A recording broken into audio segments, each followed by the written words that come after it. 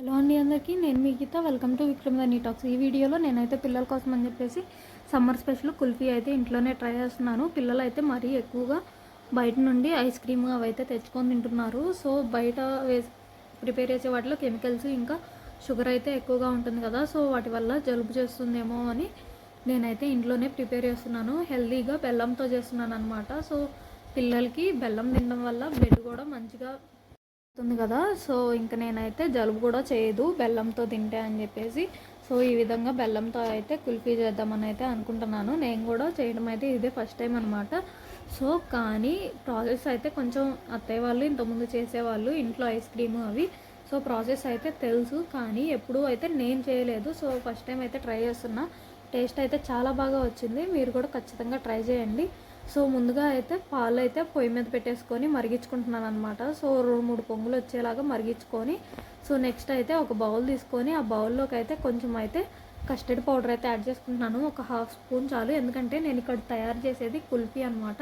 So ice cream అయితే కొంచెం ఎక్కువ వేసుకోవాల్సి వస్తుంది. 1 to 2 స్పూన్స్ వరకు కస్టర్డ్ పౌడర్ అయితే యాడ్ చేసుకోవాలి. సో ఇక్కడ నేనైతే 1/2 స్పూన్ అయితే యాడ్ చేసుకుంటున్నాను, కుల్ఫీ కోసమే కాబట్టి.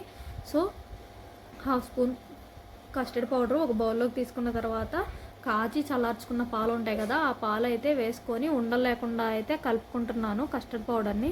సో ఈ విధంగా ఉండలు లేకుండా ఒకసారి బాగా కలుపుకున్న తర్వాత పక్కన ఆల్రెడీ మనం కాచుకుంటున్నాం కదా పాలు, మరిగించుకుంటున్న పాలల్లో అయితే ఈ ఉండలు లేకుండా కలుపుకున్న కస్టర్డ్ పౌడర్ని అయితే యాడ్ చేసుకోవాలి. సో ఈ కస్టర్డ్ పౌడర్ మిల్క్ని అయితే యాడ్ చేసుకుంటున్నాను మరిగే పాలల్లో. వేసుకున్న తర్వాత ఇలా యాడ్ చేసుకున్న తర్వాత ఒకసారి స్పూన్తో అయితే బాగా కలుపుకోవాలి కలిసేలాగా. సో ఆ పాలు అండ్ కస్టర్డ్ పౌడర్ మిల్క్ మొత్తం అయితే కలిసిపోయేలాగా ఈ విధంగా అయితే కలుపుకుంటున్నాను. సో కలుపుకునేటప్పుడు కస్టర్డ్ పౌడర్లో మిల్క్ యాడ్ చేసుకొని కలుపుకుంటాం కదా ఉండలేకుండా, ఆ టైంలో మాత్రం కాజీ చల్లార్చుకున్న పాలు అని అయితే చెప్పాను కదా, సో ఆ టైంలో అయితే మీగడ పడకుండా చూసుకోవాలి దాంట్లోకి. సో నేనైతే కొంచెం జాగ్రత్తగానే ఈ విధంగా మీగడ పడకుండా అయితే చూసుకొని అయితే వేసుకొని కలుపుకున్నాను ఉండలేకుండా.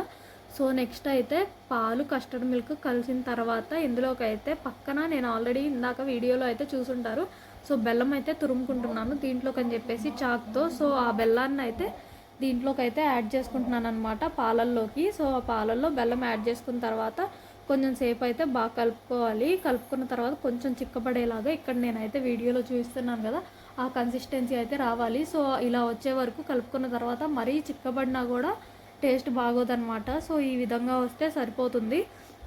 సో వీటిని అయితే కొంచెం సేపు పక్కన పెట్టేసుకొని చల్లారనిస్తున్నాను. చల్లారేలోగా పక్కన అయితే ఇంకోవైపు మనం బౌల్ తీసుకొని అందులోకి అయితే కొన్ని సబ్జా సీడ్స్ అయితే తీసుకొని నానబెట్టుకోవాలి.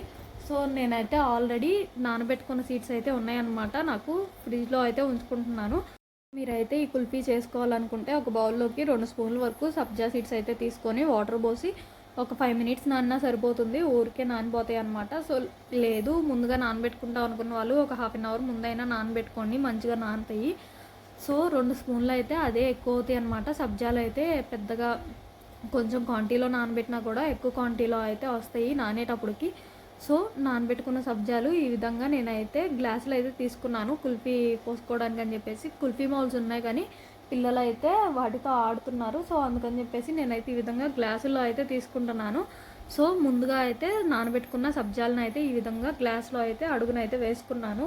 కొంచెం కొంచెం వేసుకున్న తర్వాత మనం కాచుకొని చల్లార్చుకున్నాం కదా కస్టర్డ్ మిల్క్, ఆ మిల్క్ని అయితే ఈ గ్లాసుల్లోకి అయితే ఈ విధంగా అయితే యాడ్ చేసుకోవాలి. నేనైతే పిల్లల కోసం చేస్తున్నాను కాబట్టి గ్లాసుల్లో అయితే సగానికే వేసాను, అండ్ గ్లాసుల్లో వేస్తున్నాం కాబట్టి కుల్ఫీ కూడా చాలా వెలుపుగా అండ్ పెద్దగా అయితే వస్తుంది, అందుకని చెప్పేసి నేనైతే గ్లాస్లో సగానికే వేసాను. సో ఈ విధంగా గ్లాస్లోకి పోసుకున్న తర్వాత వాటిని అయితే డీప్ ఫ్రిడ్జ్లో అయితే పెట్టుకుంటున్నాను. సో డీప్ ఫ్రిడ్జ్లో ఇప్పుడు పెట్టి ఒక 2-3 అవర్స్ వరకు అయితే వదిలేయండి. సో నేనైతే మార్నింగ్ టైంలో 10:30-11 ఆ టైంలో అయితే పెట్టాను. సో ఇంక ఇవైతే డీప్ ఫ్రిడ్జ్లో పెట్టిన తర్వాత అండ్ నేనైతే డాబా పైకి అయితే వెళ్తున్నాను అనమాట.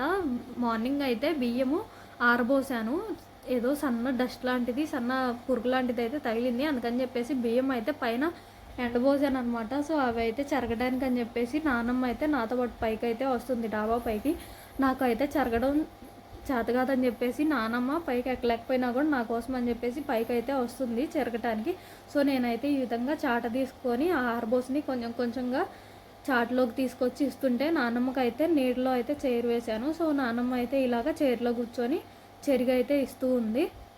సో నేనైతే కొంచెం కొంచెం తెచ్చిస్తూ ఉన్నాను. నాన్నమ్మ అయితే ఈ విధంగా బియ్యం అయితే చెరుగుతుంది. ఈలోగా నేనైతే పక్కన బట్టలు అయితే ఆరేసుకున్నాను. మార్నింగ్ దుప్పట్లు అవన్నీ అయితే వాషింగ్ మిషన్లో వేసేసి మేడపైన అయితే ఆరేసాను. సో అవన్నీ అయితే మడతేసుకుంటున్నాను అనమాట.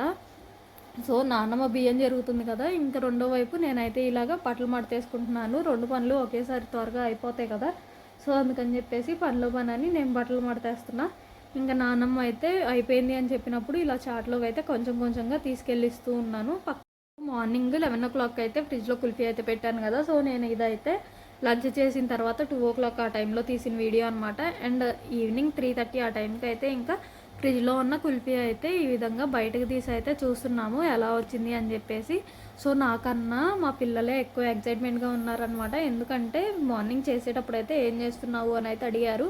మీకోసం ఐస్ క్రీమ్ చేస్తున్నాను అని అయితే చెప్పానమాట. సో అందుకని చెప్పేసి వాళ్ళు నాకన్నా ఎక్కువగా ఎక్సైట్మెంట్తో వెయిట్ చేస్తున్నారు. సో అందుకని చెప్పేసి తీద్దామా అని అయితే వచ్చి అడిగారు. ఈవినింగ్ తీద్దాము అన్నానని, లంచ్ చేసిన తర్వాత ఇస్తాను అని అయితే చెప్పాను మార్నింగ్ అడిగితే.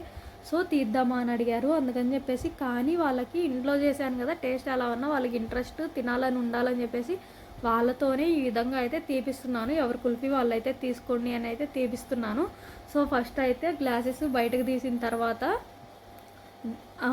ఒక బౌల్లోకి అయితే వాటర్ తీసుకుంటున్నాను. ఒక బౌల్లో వాటర్ తీసుకొని ఆ వాటర్లో అయితే ఈ గ్లాసులు కొంచెం ఐస్ ఎక్కడి వరకు అయితే ఉందో కుల్ఫీ అక్కడి వరకు అయితే మునిగేలాగైతే ఇలా అయితే పెడుతున్నాను. సో ఒకసారి ఇలా పెట్టగానే ఆటోమేటిక్గా ఐస్ అయితే ఇలాగా పుల్ల పట్టుకొని ఇలా తీసేస్తే వచ్చేస్తుంది. సో టేస్ట్ అయితే చాలా బాగా వచ్చింది. ఎలా ఉంటుందో అని నేను భయపడ్డాను. బెల్లంతో చేస్తున్నాను కదా, ఎప్పుడు ఇంట్లో ట్రై చేసినా కూడా షుగర్తో ట్రై చేస్తాము, అందుకని అయితే కొంచెం భయం వేసింది బెల్లంతో వేసినా ఎలా వస్తుందో అని చెప్పేసి. టేస్ట్ అయితే చాలా బాగా వచ్చింది. పిల్లలకు కూడా టేస్ట్ అయితే చాలా బాగా నచ్చిందనమాట. మా వాడు చూడండి ఫుల్గా పూసుకొని ఇష్టంగా అయితే తింటున్నాడు.